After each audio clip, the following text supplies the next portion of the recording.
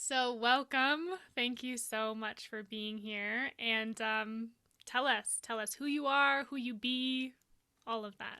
Absolutely. Well, my name is Blaire. I am based out of Baltimore, Maryland. I was born and raised here, and I am a certified life designer and mindset coach. I am also a certified event leader and the founder and leader of the Community Lone Wolf District. Yeah, that's where I want to start. What is Lone Wolf District? Tell me Yeah. about that. So, Lone Wolf District started as an in person event planning company, specifically for cannabis patients here in Maryland. And I executed 14 events in the span of 11 months. And my last event was February 2020. And we were planning a spring garden party for March, and then COVID hit, and there was no spring garden party. I still wanted to create a sense of home and belonging and acceptance and Mm. community for the community here. So once COVID hit, I just asked like, what do the people need right now? And gratitude was what came up for me. So I started doing these gratitude sessions every Friday for 30 minutes. I would just ask like, hey, like, what are you grateful for? And I would get into a few different questions around a certain topic. And I didn't realize at the time, but that was actually me starting to do a little bit of group coaching. So I did that Mm. from March to July of 2020. And then in August, I received my life designer coaching certification. And these gratitude sessions evolved into 2 hour gratitude gatherings Mm. that were more so group coaching around embracing your most authentic self, prioritizing self care, reuniting with your inner child. So now, Lone Wolf District has evolved from planning and executing and facilitating in-person events to more so individual and group coaching and helping other people plan and design their biggest event, which just happens to be life itself. I love that. And I love that you were called to at that time to deepen into gratitude. Because I feel like at that time it was a lot of what am I losing? And like that Mm-hmm. terrifying fear of what else am I gonna lose? And like that control reflex of like I can't control anything, and like what a beautiful thing to orient to gratitude Yeah. during that time. I mean during Yeah. any time. Like but I love that. Yeah. It is amazing what happens when you take 2 minutes a day to write down or even just think about what you're grateful for. Like, there's such an abundance of beauty and power and love and light and connection in this world. And sometimes we get so caught up with the day to day routines or the obligations or the requirements it takes to be human that, sometimes we forget to take a step back and say, like, hey, like, this life is actually pretty beautiful. Right. Yeah. And what do you suggest for someone who's like, I would like to practice more gratitude, but how do I do that? Do I just think of like something that I'm grateful for, or like what do you suggest when people first want to start like a gratitude practice? Yeah. I love to see people write down one thing they're grateful for every day. That's something that I do. And I say, I'm grateful for this because this. Like, it's great to say, hey, I'm grateful for my life or I'm grateful for my job. But if we can take a step further and ask ourselves, why are we grateful for that? I think that's just that much Mm, more powerful. yeah, I really like that. Yeah, that gets to more of like the feely like heart of it. Yeah. Yeah. Cool. So, life designer and mindset coach. What does that mean? Like, what's your approach as a coach or your Mm-hmm. philosophy or like what do you believe in? This is always an interesting question for me because I feel like we live in this world where, especially entrepreneurs or small business owners, we're told that we have to niche down and we have to have a certain target market to work with. And, for me, like, my job in this world is to serve. Right. I am here to serve any human being that crosses my path in whatever way makes the most sense in any given moment. So this question is always a little difficult for me to answer because coaching looks different for everyone. Like, Mm-hmm. it's not my job to police someone's healing journey of, oh, we've been working together for 2 months. We should be at this point now, or, oh, you have to work on self doubt or feel of fear of failure or whatever it is a certain way. Like, Mm. my job is to really be who I needed when I needed someone. And my Mm. job is to guide and support and love and reflect back the beauty that I see in other people that they may not necessarily see themselves right now. Yeah. Yeah, I love that so much. It's so beautiful. And I feel that there's so much healing in just the reflection, right? Yeah, And just seeing and being that person that you so needed.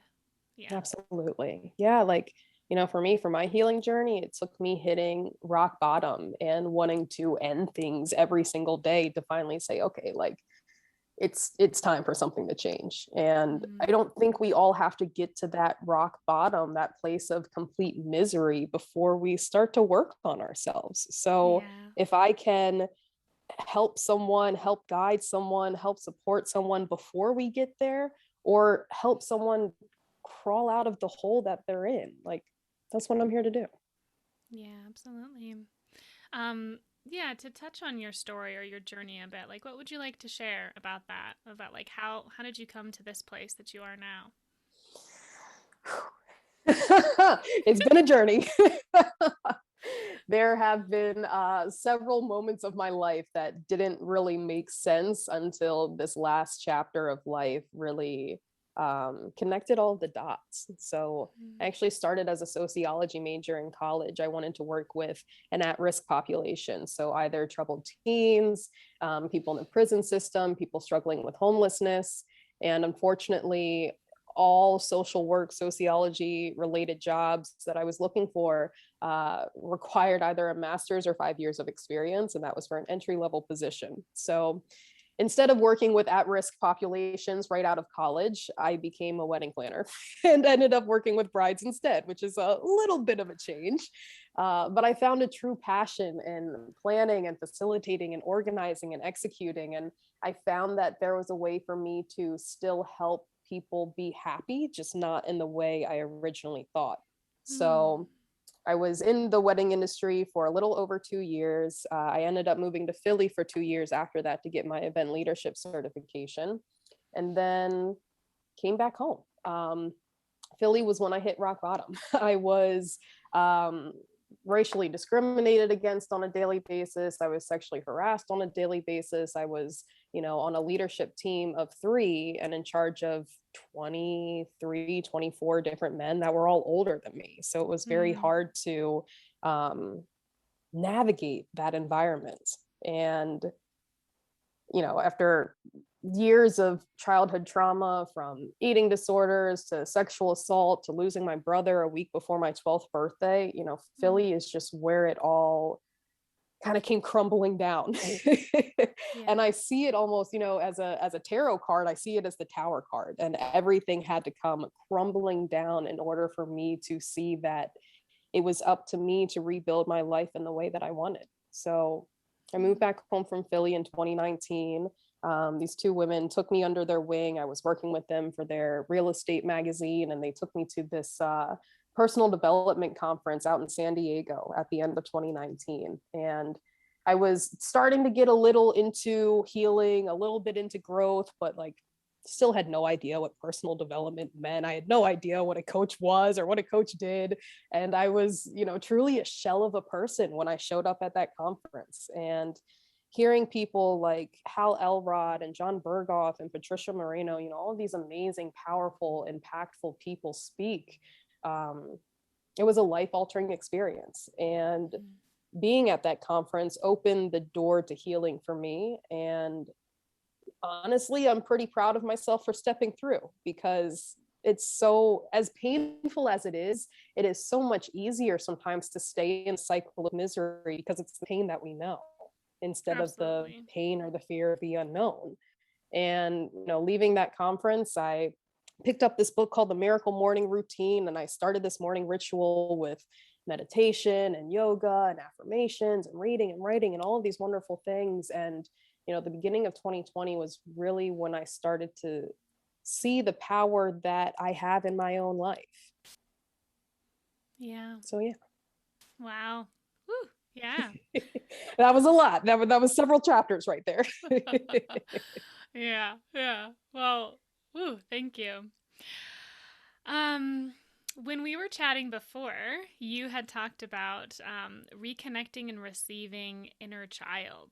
And I was wondering if you could expand and talk about that because I feel like inner child and trauma stuff and empowerment, like all of these becoming like buzzwords, but all of these things that like all of us are starting to kind of come to reckoning with of like, oh crap, like I got some work to do on these things.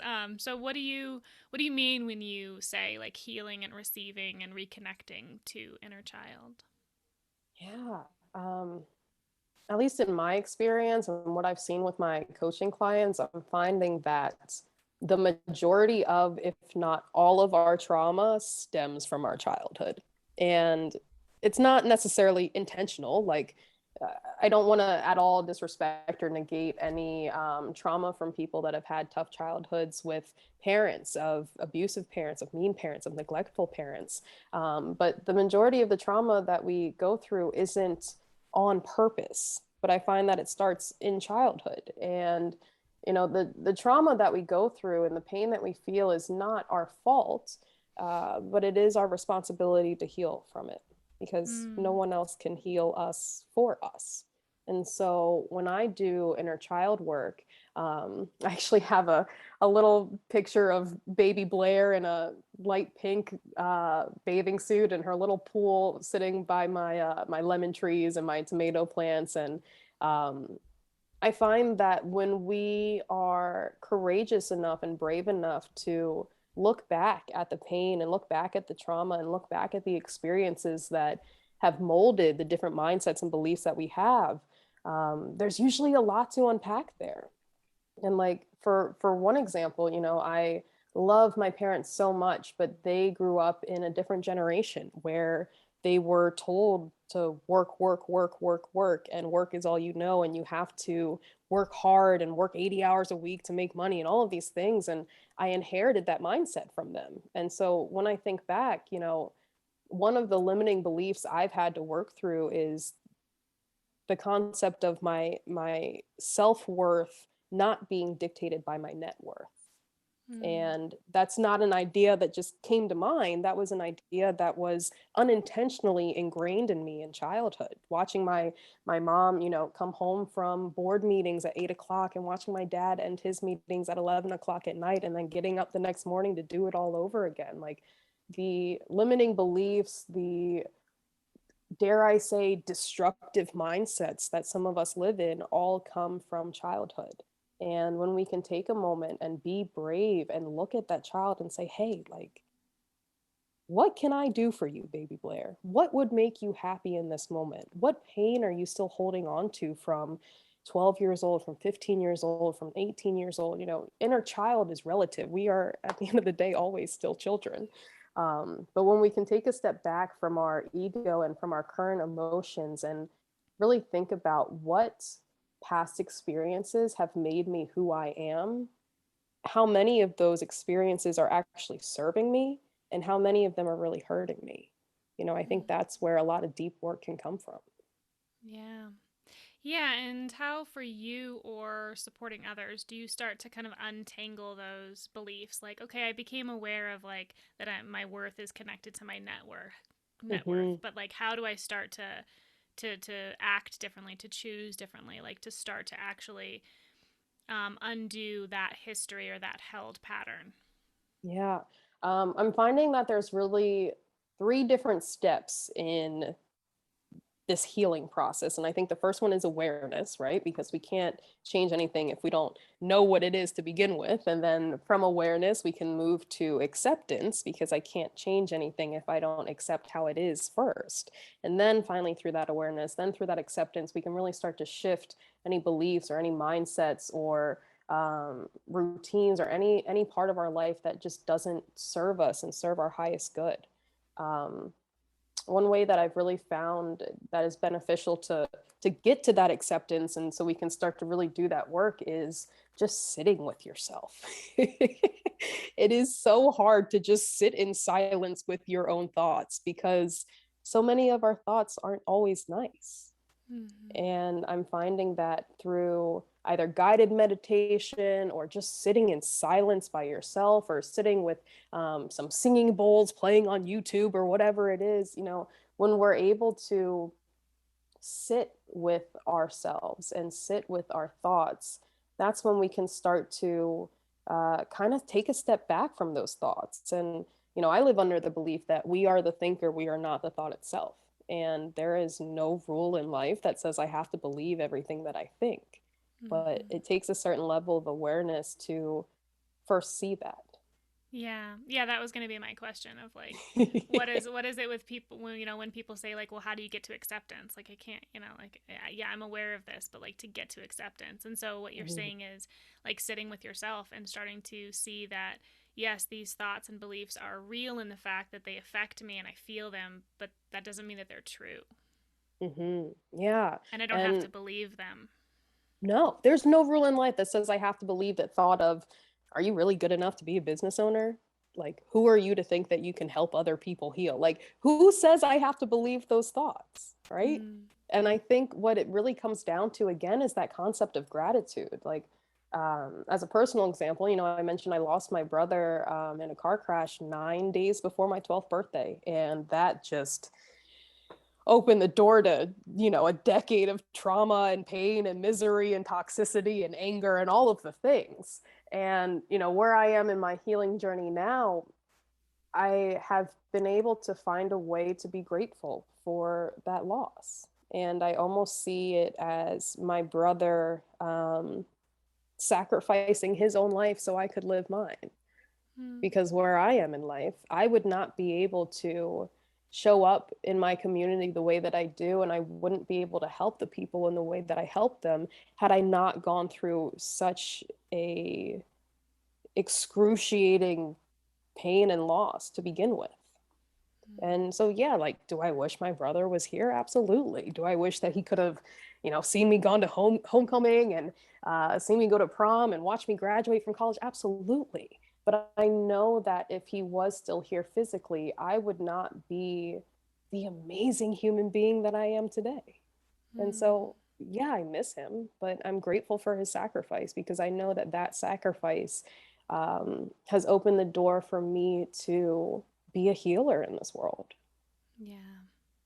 Yeah, it's a pretty profound place to get to in your healing journey to be able to look at the things that happened to you that like were absolutely terrible and to really find like the gratitude of yeah, that's why I'm here today. That's what put me on this path. That's what made me become this person that I am. It's a really huge turning point that happens, and it's a beautiful thing to witness in others, and then to feel in yourself too. Yeah, I've had those moments, and it's like deep healing for sure. Mhm. Yeah. Yeah. Um, what about the other thing I wanted to touch on that you had talked about was reclaiming power from past trauma. So is that kind of like what you're speaking about as like finding that gratitude and like reclaiming so Yeah. that that's not taking your power, that's something that actually has empowered you to live your life. Can you say more about like reclaiming power from trauma? Because I think a lot of us feel that that that we've been robbed of our life or of our essence or have lost a lot because of trauma. Absolutely. Yeah. Trauma is inevitable in this world. We don't get to choose the trauma that is bestowed upon us, but we do get to choose how we respond to it. And for me now, the response is gratitude. For a very long time, that reaction, not even necessarily that response, was that anger, that rage, that sadness. Um, and when I talk about reclaiming our power from past trauma, it stems down to, how did this traumatic experience help me grow? Hmm. Right? Like, rainbows and sunshine are great. Like, I wish we could have that every day. But it is the most tumultuous downpours in life that make us the beautiful human beings that we are.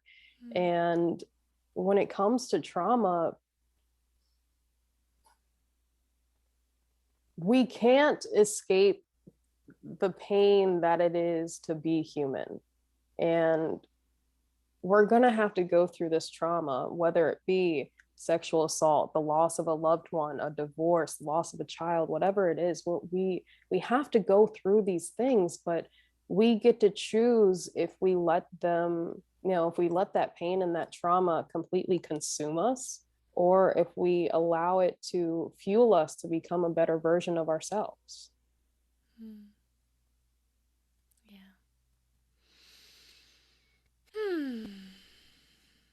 So from where you are now, like what are some of your longings and desires and visions for yourself, for your work, for your community, for the world? Like what like lights you up that you are passionate about? Oh, this is such a big and vulnerable question for me to answer, and I love it. My mission in this world is to bring humanity back to humanity.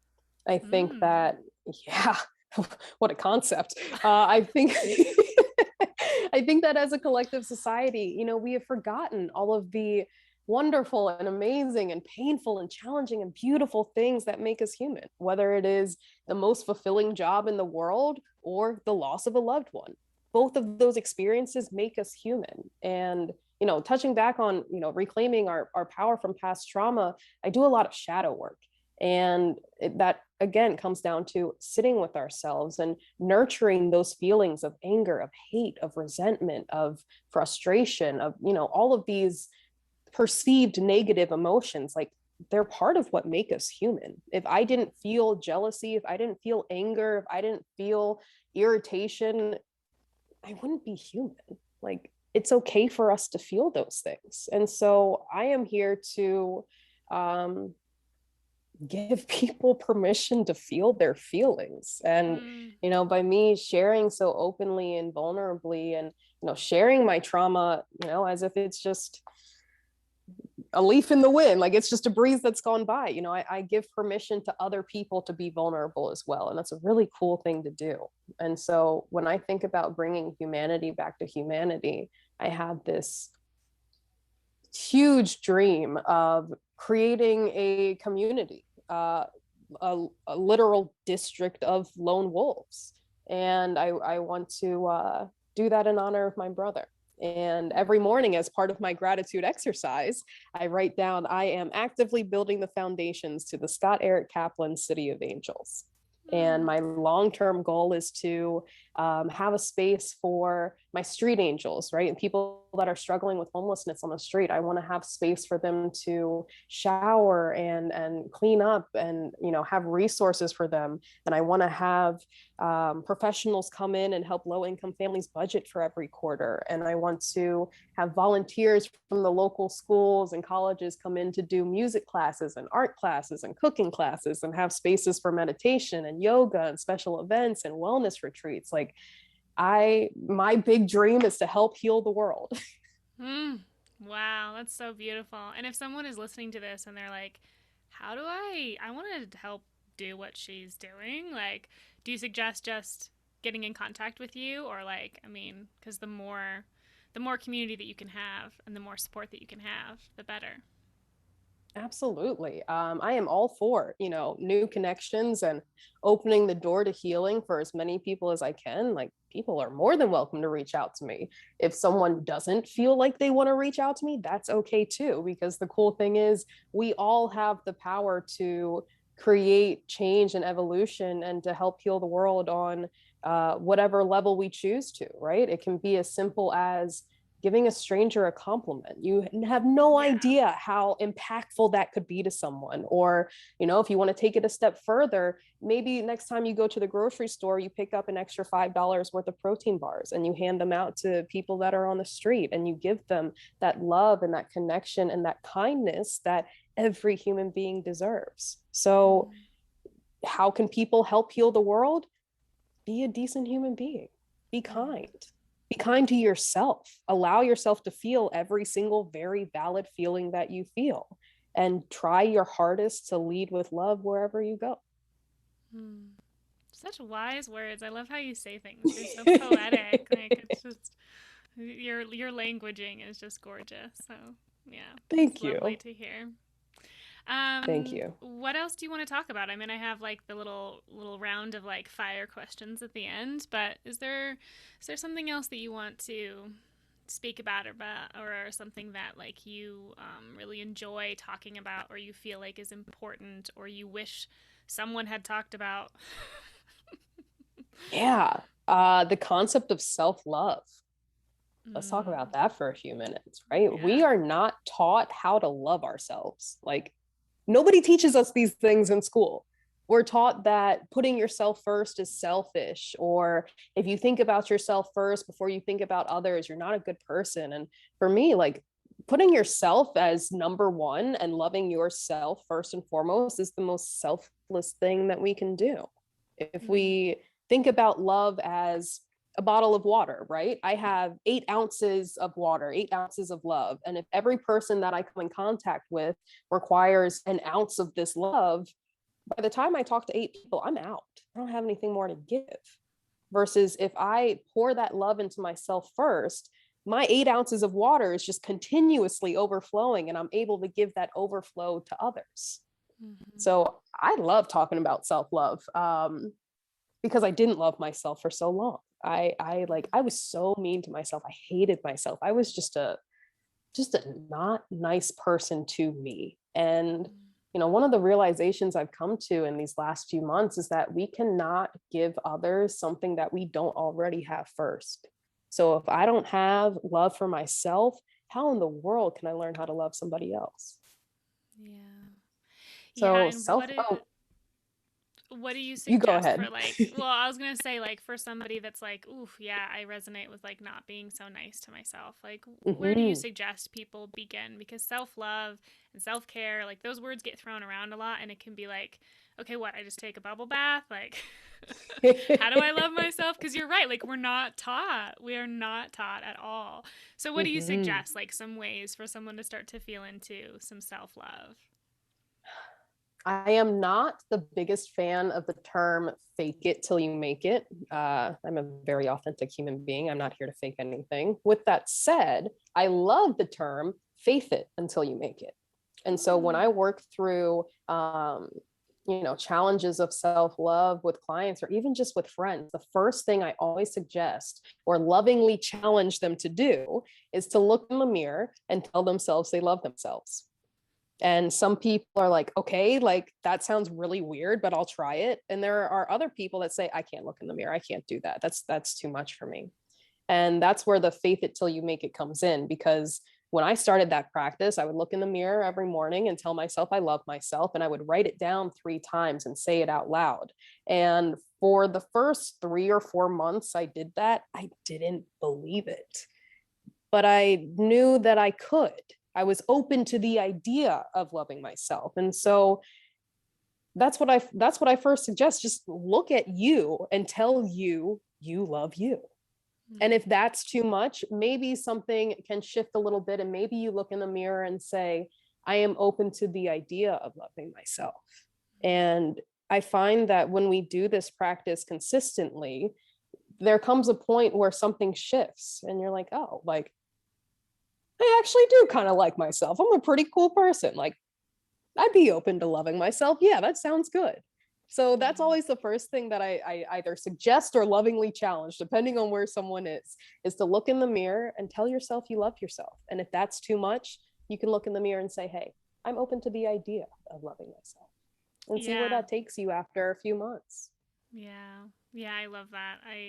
I too agree that like there can be so much healing just in the willingness, or the like, okay, I Mm-hmm. can believe of the possibility of this. Cuz I've felt the same way with the phrase like I'm enough. You know, like for a long time I would say it and I would write it, but I didn't Mm-hmm. really believe it. Yep. But I believed in the possibility of resting in enoughness, of truly feeling Mm-hmm. like I was enough, this moment was enough. And like over time, you're right, like it starts to soften and starts to open.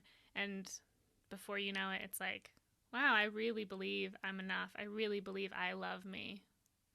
Yeah. Yeah, like our thoughts quite literally create our reality. And as hard as I tried for so many years, we cannot hate ourselves into love. And so if we don't have loving thoughts swirling around our head, we're not going to love ourselves.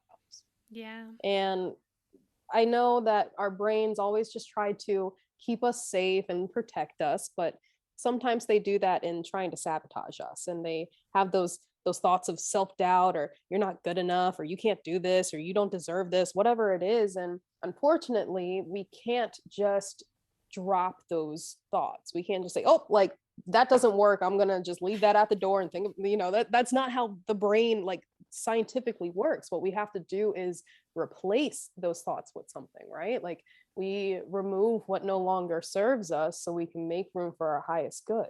And so if we have that thought of, I'll never be good enough, we can't just say to ourselves, okay, I don't believe that. That's not true. Like we have to replace it with something. So, on that note of, we have this thought of, I'm not good enough for this. We just have to replace it with, I am evolving into someone that believes they're good enough.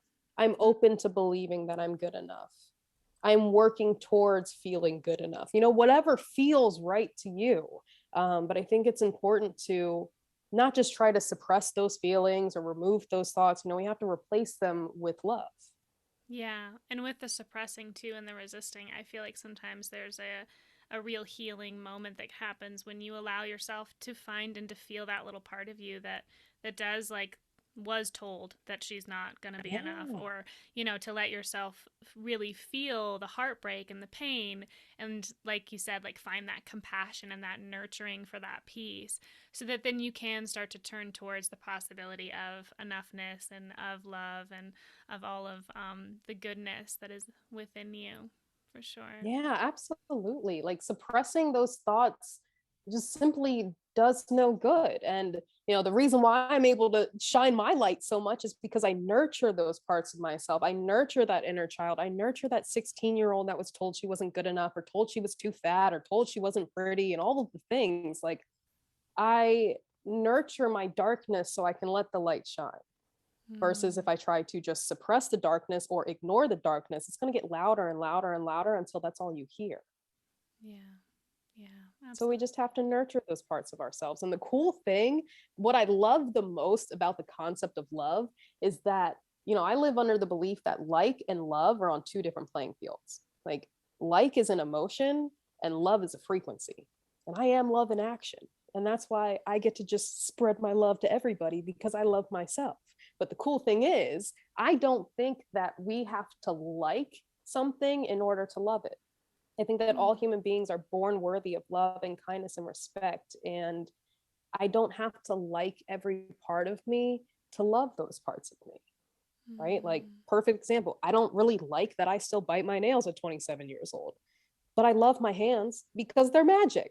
They allow me to do so many amazing things, whether it is hopping onto this call to be able to speak to you, to walk out of my front door and, open the handle. Like, my hands are so powerful and magical and impactful, and they're huge parts of my physical body that even though I don't really like how my nails look right now, I still love them because they deserve to be loved. mm. Yeah, I love that. I love that distinction as well. Like, I can still love this part, I can still love this piece. And you could even reflect that in partnership, right? Like, some of the things that you may not like that your partner does, but you still love them. Like, you love them so deeply. Absolutely. Yeah. And to Absolutely. be able to hold them and hold yourself in those things that you like, don't like, but that you can honor with love, really allows the a softening around all of it, for sure. Yeah. Yeah. Yeah, it's that softening, it's that grace, that acceptance, that again, I can't extend that grace to someone else if I don't give it to myself first. So if I can Exactly. find a way to love me unconditionally, flaws and all, imperfections and all, nails and all, right? If I can find a way to love me, I have no choice but to love someone else, because love is all I have. Love is all I am. Yeah. Beautiful. All right, so let's begin to wrap this up. I've got a couple questions for you. What Yeah. is your go-to when you're in a dark place to get Oh, out or to support yourself? having a conversation with myself and feeling all of the feelings.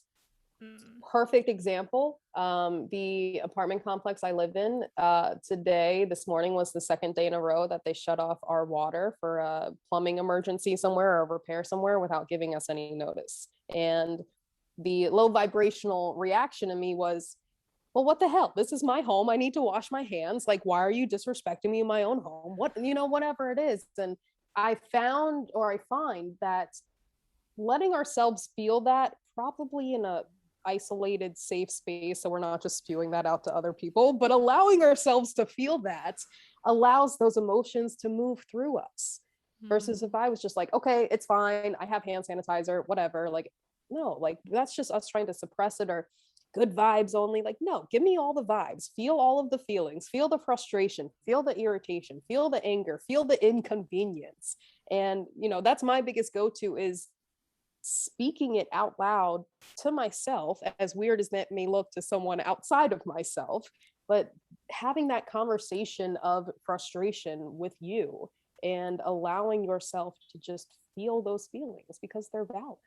Yeah, yeah, I absolutely agree. Like permission to feel is Mm-hmm. so important, and especially permission to feel all the quote unquote, like you said, like negative things or whatever. Like the rage and the Yeah. frustration and like all the things that even in like the spiritual communities and healing communities, it can be like no, no, no, like no, you don't feel that, or like if you're all whole and healed, then you never get upset or you never. And it's like Mm-hmm. let yourself feel like that's the only way that you can come back to yourself because it's a part of you. Like you're allowed to feel, like you said, like give me the full spectrum, like not just Mm-hmm. like this part. Yeah, I love that answer. Yeah. um what advice would you give your 11-year-old self? Whew, baby. Buckle up. Buckle up, baby. Put on a seatbelt, put on three different helmets, buckle up, surrender to the inevitable pain, and do your best, because there is so much beauty on the other side of it. mm, yeah, that's really beautiful. What is your favorite currently? What's your favorite practice or ritual or thing that you do daily or Mm-hmm. weekly that you really enjoy? I think this answer is going to be a little longer than you expected, but I'm going to run with it. Remember, remember that personal development conference I went to in 2019? So I picked up this book called The Miracle Morning. And this man, Hal Elrod's, has this framework called the Savers. So there's silence, which is meditation, affirmations, visualization, exercise, reading, and scribing, which is writing. And I finished that book on New Year's Eve of 2019. I said, okay, like it's a new year. What a great time to try something new on the first day of a new year. So January 1st, I did 1 minute of each of those exercises. I sat in silence for 60 seconds. I did as many crunches as I could in 1 minute. And I am finding that it's not necessarily the action of something, but more so the consistency of the action that really brings change. And so this entire miracle morning routine is my favorite thing in the world. And I have gone from 1 minute of each to, I think this week I moved up to 51 minutes of meditation. I'm working up to a full hour of meditation by December. And those 6 activities every day allow me to fill up my cup of self love. So I never feel depleted, no matter how many people I interact with each day. So Mm. a little bit of a longer answer, but that miracle morning ritual of sitting in silence with yourself, visualizing your day or your future self, affirming yourself. I love myself. I am worthy. I am open to feeling worthy. Exercise, I usually do about 15 to 18 minutes of yoga every morning. And then I read for 8 minutes and I write out my gratitude and my 2021 I am statement. And I put together my action list for the day. So that ritual, Yeah. that's it. Yeah, I love it. Yeah, my mornings are, I have sacred morning too, and it's just, it really is a game changer. Mm-hmm. It's like, it fills you up for the whole rest of your Mm-hmm. day and, into your life, like your whole life, like how much availability you have for life, how present you are, Mm-hmm. how connected you are, how nourished you are. It's really, really important. So I really love that answer. Yeah, I part of me wants to say that the way we start our morning sets us up for success for the rest of the day, but success looks different to everyone. So I think what I want to say is that how we start our mornings dictate how we respond to anything that comes our way. Hmm. And that's Yeah, really powerful to start your day in a responsive mode instead of a reactive one. absolutely. Absolutely. And then last, is there anything on your heart that you just want to say to any human that may be listening? What a beautiful question. What is on my heart for any human being that is listening? I love you. No matter where you are in your journey, you are not alone. As lonely as you may feel some days, you are not alone. And there is an abundance of beauty and happiness and peace and freedom out there for you if you choose to let it in. But that choice has to be yours. Whoo, deep stuff. Final words. That was so wonderful. Is there anything else you want to say before we close? Just thank you.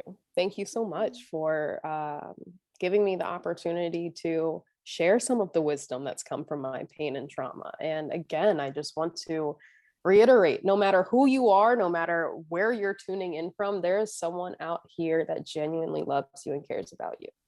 I Mm. love you. That's all I have to say. I love you. So beautiful. Thank you so much, Blaire.